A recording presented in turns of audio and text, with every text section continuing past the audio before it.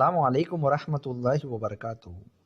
वेदों का ज्ञान विज्ञान दिखाते हुए मूलशंकर तिवारी ने वेदों के अर्थ का अनर्थ कर दिया। भांग का नशा तो करते ही थे, उसके दुष्प्रभाव तो कुछ न कुछ तो दिखेंगे ही दिखेंगे। आइए देखते हैं उसका कुछ एग्जाम्पल। यजुर्वेद अध्याय नंबर 21 और मंत्र नंबर 43 क्या कह रहा है? हे देने हारे जैसे लेने वाला, पढ़ने पढ़ाने और उपदेश करने वाले को संगत करे। वे आज बकरा आदि पशुओं के बीच से लेने योग्य पदार्थ का चिकना भाग अर्थात घी और दूध आदि का उद्धार किए। तो दयानंद सरस्वती कहते हैं कि बकरा और आदि पशुओं के बीच से लेने योग्य पदार्थ चिकना भाग यानी अर्थात घी और दूध आदि उधार करे। तो ये बता रहे हैं कि बकरा दूध भी देता है और वहाँ से घी भी निकलता है। तो ये जैन विज्ञान इनका भरा पड़ा हुआ है। माफ़ी चाहता हूँ, हंसी आ रही है। और आगे देखते हैं कि वैदिक काल की कुछ अद्भुत गाथाएं जो कि यजुर्वेद अध्याय नंबर 21 और मंत्र नंबर 60 क्या कह रहा है? जैसे आज भली भांति समीप स्थिर होने वाले दिव्य गुण वाला पुरुष वट वृक्ष आदि के समान जिस जिस प्राण और अपान के लिए दुख विनाश करने वाली छेरी यानी बकरी आदि पशुओं के लिए वाणी ले, और मेंढे से परम ऐश्वर्य के लिए बैल से भोग करके उपयोग ले। यानी यहाँ पे ट्रिक बताई जा रही है कि जानवरों का प्रयोग किस तरीके से कर। जानवरों के साथ सेक्स करने में तो महारत हासिल रखते थे, उसी तरीके से ऊढ़ भाष्य भी देख लेते हैं उसमें क्या कह रहा है। यज्ञ में पधारे उन्होंने झाग यशवनी कुमारी को प्रसन्न किया, उन्होंने मेष से सरस्वती देवी को प्रसन्न किया, उसे इंद्र देव को प्रसन्न किया। यानी कह रहे हैं कि मेंढे से सरस्वती देवी को प्रसन्न किया और इंद्र को बैल के साथ मिला के प्रसन्न किया। यानी ये सेक्स जानवरों के साथ सेक्स करके बड़ा प्रसन्न हुआ करते थे। तो ये वैदिक काल है, ये वैदिक शिक्षा है। और इसका प्रमाण तो दयानंद सरस्वती अपनी सत्यार्थ प्रकाश में भी लिखते हैं कि पोपो ने एक का यज्ञ कराया, उसने अपनी स्त्री का समागम घोड़े के साथ कराया। तो ये घोड़े के साथ सेक्स करने वाले, जानवरों के साथ सेक्स करने वाले हम पे आक्षेप लगाते हैं। तो पहले अपने घर का आईना देख लिया करे, उसके बाद जिसके घर शीशे के होते हैं वो दूसरों के घर में पत्थर नहीं मारा करते।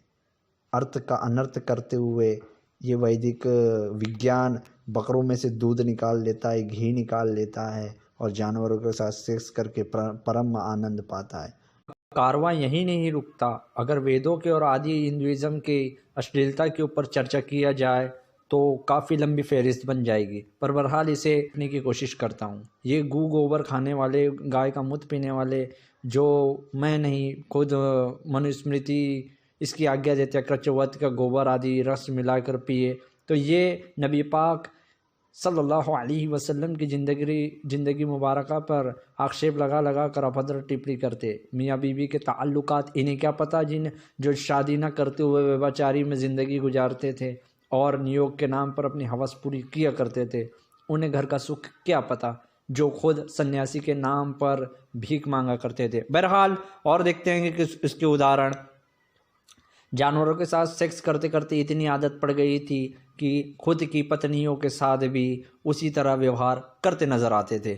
आइए देखते हैं अथर्ववेद कांड नंबर 2 सुकत नंबर 30 और मंत्र नंबर 5 क्या कह रहा है। हुई कन्या आई है और पत्नी की कामना करता हुआ मैं आया हूँ, मैं ऐश्वर्य के साथ आया हूँ जैसे हिंता हुआ घोड़ा।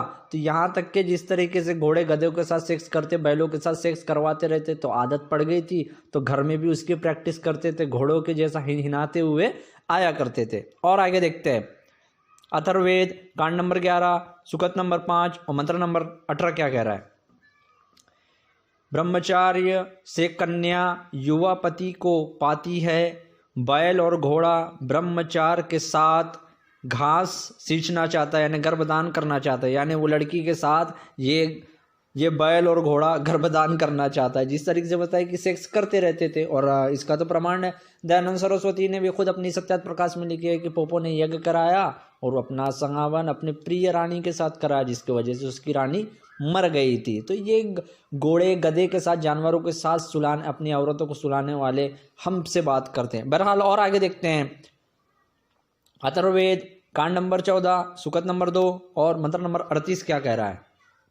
हे पुष्पपति, उस अतिशय कल्याण करने हारी पत्नी को प्रेरणा कर जिसमें पति मनुष्य लोग वीर्य को बोवे, जो हमारी कामना करती हुई दोनों जांघों को फैलावे।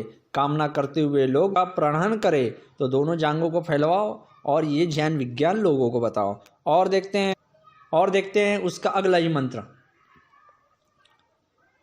तू जांघों के ऊपर आ, हाथों का सहारा दे, प्रसन्नचित होकर पति का आलिंग कर और यहाँ हर्ष मानते हुए तुम दोनों संतान उत्पन्न करो। भावार्थ में लिखा, पति पत्नी दोनों प्रसन्न वदन होकर मुख के सामने मुख, नासिक के सामने नासिक, यानी नाक के सामने नाक और आँख और अंगों से सुधा रख और पुरुष वीर्य को खींच के स्त्री के गर्भाशय में स्थिर कर।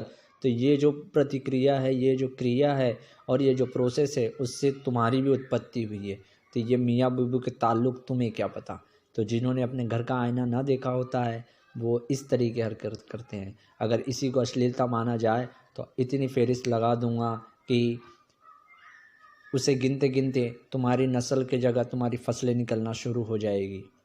बहरहाल अगर और अश्लीलता भरी बातें और जानना है कि वेदों में क्या है, मैं किसी को बुरा कहने का आदी नहीं, पर किस मूर्ख लोगों के वजह से सबको इसका फल भोगना पड़ता है। तो अगर ज़्यादा ही अश्लीलता के बारे में चर्चा करनी है तो डिस्क्रिप्शन बॉक्स में एक लिंक है, फॉलो करके उसे पढ़ लीजिए। मुझे आशा है कि आपकी आत्मा को शांति मिल जाएगी। बहरहाल नए तत्वों के साथ मिलते हैं। इजाज़त चाहता हूँ। अस्सलाम वालेकुम रहमतुल्लाह।